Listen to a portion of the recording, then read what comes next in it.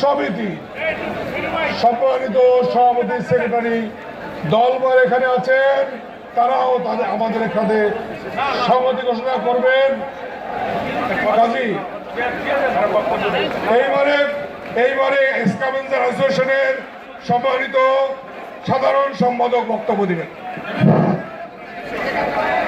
আসসালামু আলাইকুম প্রিয় ঢাকাবাসী, আজকের এই ঢাকাবাসীর আন্দোলনে ঢাকা দক্ষিণ সিটি কর্পোরেশনের 5,000 কর্মচারীর যে সংগঠন স্ক্যাভেঞ্জার্স এন্ড ওয়ার্কার্স ইউনিয়নের আমি নির্বাচিত সাধারণ সম্পাদক হিসেবে আজকে এই জনতার দাবি, ঢাকাবাসীর দাবির সাথে আমরা আজকে স্ক্যাভেঞ্জার্স এন্ড ওয়ার্কার্স ইউনিয়ন একাত্মতা ঘোষণা করলাম।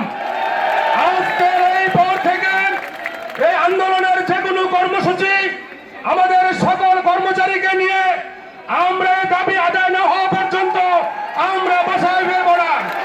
প্রয়োজন বোধে কঠোর হতে কঠোর আন্দোলন তথা সারা ঢাকা শহরে ময়লার স্তূপ সাজিয়ে দেব এবং বাসা বাড়ি থেকে কোনো ময়লা অপসারণ হবে না। পাশাপাশি পরিবহন সেক্টরের ময়লাবাহী ট্রাক আমরা বন্ধ করে দেব। আমরা একটাই দাবি, জনতার মেয়র জনাব ইশরাক হোসেনকে অনতি বিলম্বে ঢাকা দক্ষিণ সিটি কর্পোরেশনের মেয়রের শপথ অনুষ্ঠান শপথ করাতে হবে এবং এই দাবি রেখে এবং আপনাদের সকলকে আমাদের পক্ষ থেকে ধন্যবাদ জানিয়ে বক্তব্য শেষ করছি। আসসালামু আলাইকুম।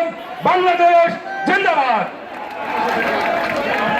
এইভাবে আপনাদের আজকের আমাদের কর্মসূচির সাথে একাত্মতা ঘোষণা করবে ঢাকা দক্ষিণ সিটি কর্পোরেশনের পরিবহন সমিতির সাধারণ সম্পাদক।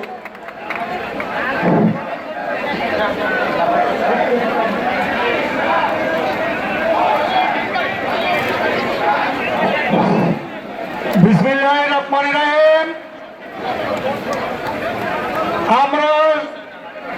আমি পরিবহনের সাধারণ সম্পাদক নির্বাচিত। আমার নাম মোহাম্মদ সালাউদ্দিন। আমার একটা কথা, আমার দুইটা কথা না, একটা কথা, কবে ওনাকে দিবেন? এক্ষুনি দিবেন, না দিলে ঢাকা শহর কি করতে হবে আমরা জানি। একবার অচল করে দেওয়া হবে। ময়লা আবর্জনা আমরা পথ টানি আর টানবো না যদি ইশাক সাহেবের যদি মেয়র হিসাবে না দেন। দিতে হবে, একটাই কথা, যখন দিবেন না দিবেন আমরা যে কোনো মুহূর্তে, যেই মুহূর্তে আমরা সবাই আজকের ভিতরে দিবেন, আজকেই আপনি দিবেন।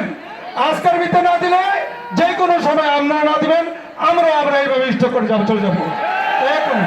আমরা স্ক্যাভেঞ্জার, পরিবহন এবং শ্রমিক দল সকল দল মিলে আমরা একতা ঘোষণা করছি। সবাই মিলে ঢাকা সিটি কর্পোরেশন কর্মচারী সকল ভাই ও বোনেরা আমরা সকলে মিললাম যা